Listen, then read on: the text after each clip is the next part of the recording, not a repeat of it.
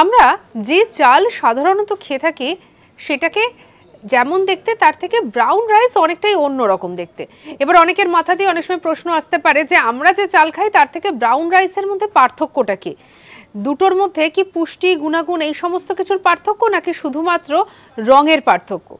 আসলে আগেকার দিনে যখন চাল বাছা হতো, মানে ধান থেকে যখন চাল বের করা হতো তখন তার ঢেকির সাহায্যে করা হতো এবং এই ধরনের চালে অনেক বেশি খয়েরি রং দেখা যেত, আর এগুলোই হচ্ছে ব্রাউন রাইস।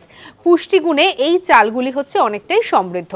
পরবর্তীতে যখন মেশিনের আবিষ্কার হয়েছে তখন এই চাল বাছা থেকে শুরু করে ঝাড়াই বাছাই সবকিছুই হয় মেশিনের মাধ্যমে।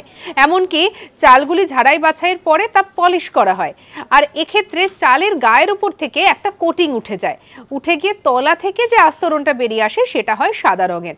আর সেই চালকেই আমরা বাজারে কিনতে পাই বা সিদ্ধ চাল এই নামেই আমরা চিনে থাকি। আর এখানেই হচ্ছে মূল পার্থক্য। আমরা সাধারণত যে চাল খাই অর্থাৎ সাদা চাল আর এই যে বাদামি চাল মানে ব্রাউন রাইসের মধ্যে পুষ্টিগুণেও কিন্তু এই ঢেকি ছাটা চাল বা ব্রাউন রাইস অনেক বেশি সমৃদ্ধ। সঙ্গে রাখুন আজ তাক বাংলাকে, সাবস্ক্রাইব করতে ভুলবেন না।